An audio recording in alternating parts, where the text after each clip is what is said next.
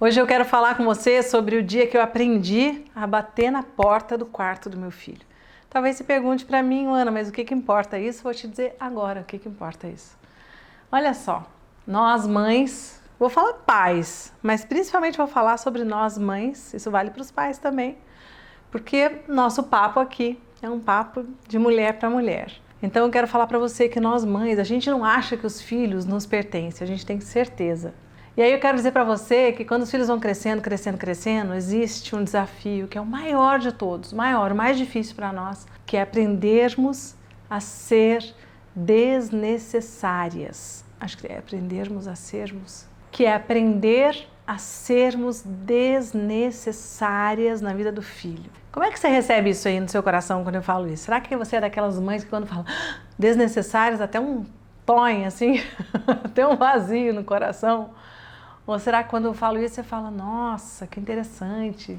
Ou será que você sente até uma alegria? Eu não sei como é que você recebe isso. Para mim, foi difícil. Eu fui uma daquelas mães assim, mais com o João Gabriel, que é mais velho, eu fui uma daquelas mães que ficava muito em cima, muito em cima. Um dia minha avó nordestina, que teve 6 filhos, criou mais 3, fora os que ela perdeu, que eu não sei quantas gravidezes a minha avó materna, pernambucana, porreta, mulher porreta, teve. Um dia ela estava vendo eu assim com o João lá na casa dela, no dia das mães, no almoço, aí ela falou assim pra mim, minha filha, que agonia é essa? Que agonia é essa em cima desse menino? Fica tranquila que a vida cria.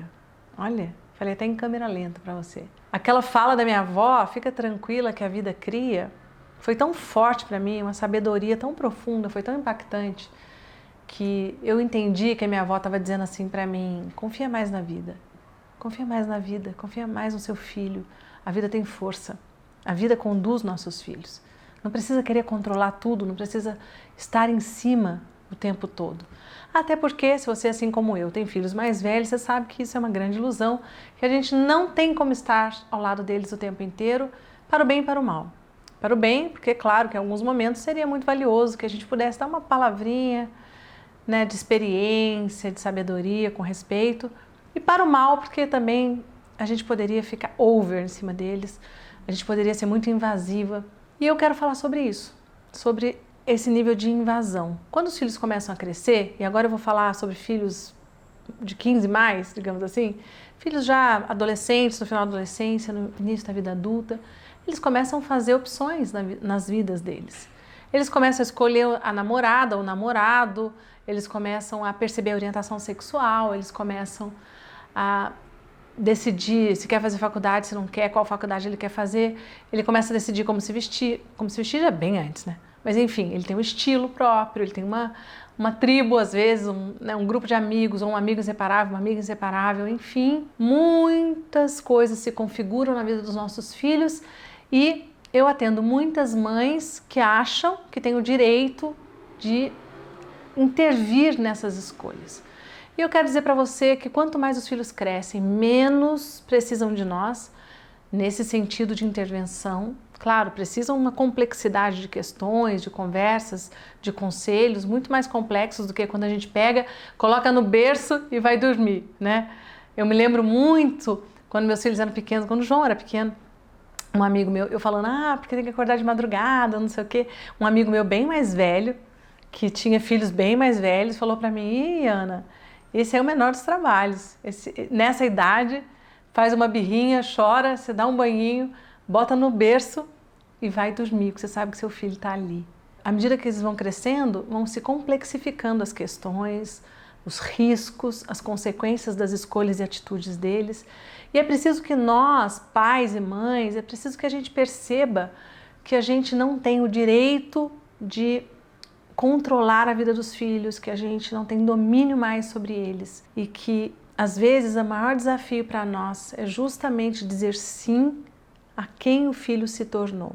Nossos filhos não são uma continuidade da gente, isso não é verdade. A nossa vida continua nos filhos. Mas os filhos são completamente diferentes de nós, embora carreguem coisas nossas, né? Eu, quando vejo o João, meu filho, dando palestra descalço, eu falo, lá, meu filho, quando vejo outras características dele, o jeito generoso de ser na vida, de gostar das pessoas, de cuidar das pessoas, meio terapeuta, mesmo trabalhando com empresas em outra área, eu falo, meu filho, eu me reconheço nele. Mas ele não é só isso, ele é mais do que isso.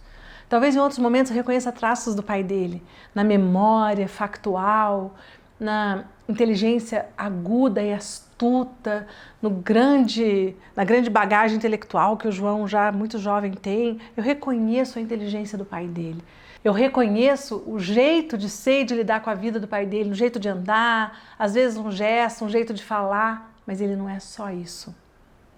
Ele é um pedaço meu, ele é um pedaço o pai dele, mas ele é também uma mistura nossa. Ele é também o João Gabriel, com as experiências dele, com todos os aprendizados dele, com os desafios, com os traumas emocionais que ele viveu, com os bloqueios que ele criou, com os grandes aprendizados que ele teve e ainda terá na vida. Então, os nossos filhos tiveram pais diferentes de nós, obviamente. Nós fomos os pais deles. Então isso resulta numa outra história, numa outra trajetória. E muitas vezes eles farão escolhas que a gente não gosta, torce o nariz. Muitas vezes eles dirão coisas, eles se juntarão com pessoas que a gente não aprova. Eles trilharão caminhos que são difíceis para nós, ou porque a gente não gosta, ou porque algumas vezes são frontalmente contra os nossos valores na vida. Mas são escolhas deles, eles têm o direito de errar, eles têm o direito de fazer as próprias escolhas, eles têm o direito de escolher o próprio caminho, especialmente se eles são adultos. Nós não temos controle sobre o destino dos nossos filhos. Nós não temos controle sobre as escolhas deles. Quando nós não entendemos isso, nós nos tornamos mães invasivas, nós nos tornamos mães tóxicas, nós vamos além da porta. Chega uma hora que os nossos filhos crescem e é preciso bater na porta para entrar. Chega uma hora que é preciso compreender que da porta para dentro é o universo particular de cada filho. É a sua sexualidade, é a sua subjetividade, é a sua intelectualidade, é a sua espiritualidade, é um outro ser humano que precisa ser respeitado. E eu percebo, quero dizer para você, que quando um menino, por exemplo, tem uma mãe muito invasiva, muito controladora, que invade a intimidade dele, que quer saber sobre a relação dele com a namorada, que quer se meter na sexualidade do filho e começa a manipular, tem uma tendência a querer manipular o filho pelo controle, eu percebo que esses meninos tenderão na vida a buscar mulheres manipuladoras, tenderão na vida a buscar mulheres que têm o mesmo padrão emocional da mãe dele. Então, é a mesma coisa quando, falando agora ainda de filho homem, né? Quando um menino salva a mãe. Quando uma mãe precisa do seu filho, ou porque ela ficou viúva, ou porque ela sofreu uma traição, ou porque ela se separou, algo aconteceu e o pai da criança não está ou nunca esteve ao lado dela.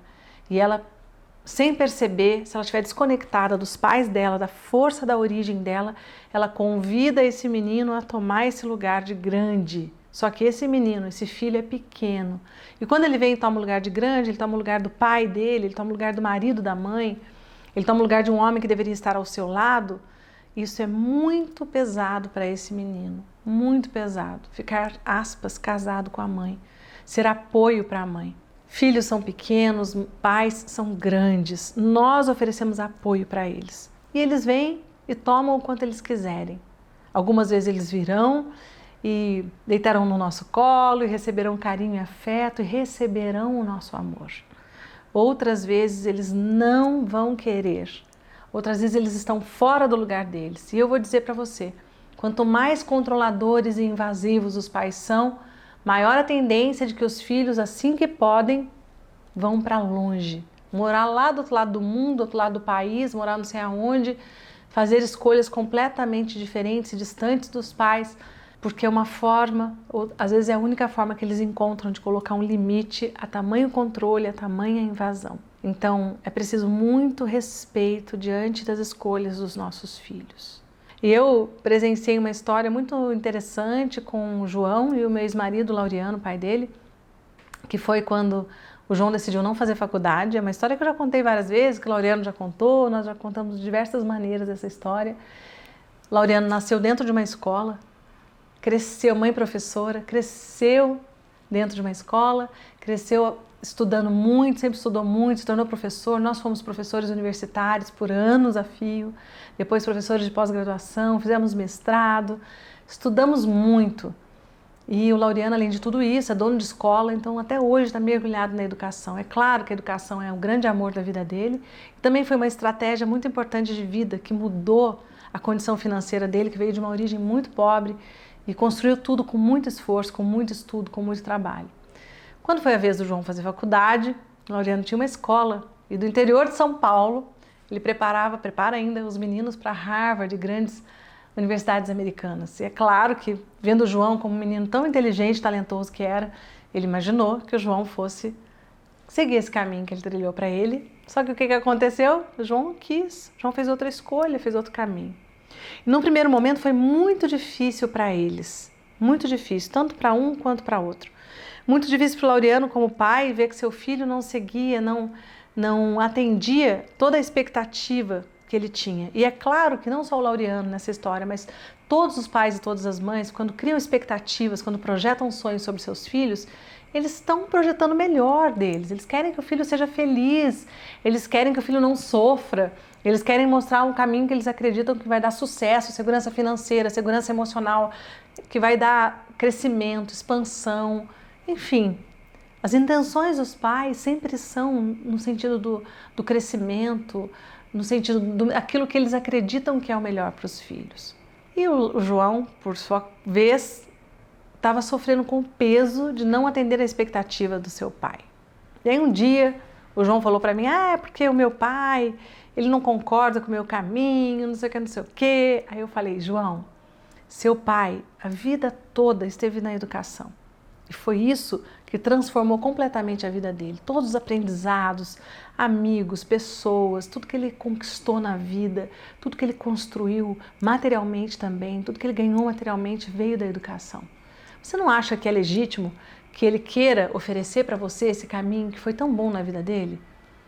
Agora você, por sua vez, tem o direito de dizer não ao caminho que seu pai tanto almejou que você fizesse. Agora, além de dizer não ao caminho que seu pai, que é a coisa mais importante que o seu pai conquistou e projetou para você, você ainda quer que seu pai aplauda a sua outra opção? Você não acha que você está querendo demais o seu pai? E eu acho que naquele dia foi uma conversa muito importante. Porque eu acho que naquele dia o João entendeu um ditado que minha avó dizia, que é pintinho que arrasta a asa da galinha ou a asa do galo. É o filho que sai do ninho, é o filho que voa. É mais difícil para os pais fazerem esse movimento. Mas para você que está aqui, que é mãe, eu estou conversando com você que é mãe, lembra, quando o pintinho começa a empurrar a asa, é preciso que você dê espaço. É preciso que a gente dê um passo para trás e a gente abra espaço para os nossos filhos crescerem. É preciso que a gente compreenda que a mesma força que está dentro de nós, que está dentro do pai dos nossos filhos, está dentro deles. E para além disso, é preciso que a gente compreenda que essa mesma força que nos guia, guia os nossos filhos onde quer que eles estejam. Se você confiar plenamente nisso, seu filho pode estar onde estiver, você vai confiá-lo a essa força que nos guia e vai dormir em paz. E vai entender que os erros fazem parte da caminhada, que só não erra quem não faz nada. E que errar não é só humano, errar é necessário. Quem faz movimento na vida vai errar. E a gente precisa incorporar esses erros como parte do caminho. E a gente precisa ser generosa com os nossos filhos, no sentido de dizer para eles, está tudo bem se você errou, meu filho. É assim mesmo. Vai. Você vai errar, mas vai.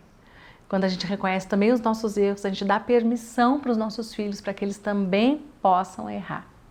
Então, se esse vídeo fez sentido para você, dá um like aqui, deixa suas questões, suas perguntas, suas sugestões de temas, que eu estou gravando uma porção de novos vídeos para o canal e vou gostar de ouvir as suas sugestões e de, quem sabe, gravar um vídeo com um tema que você sugeriu para mim.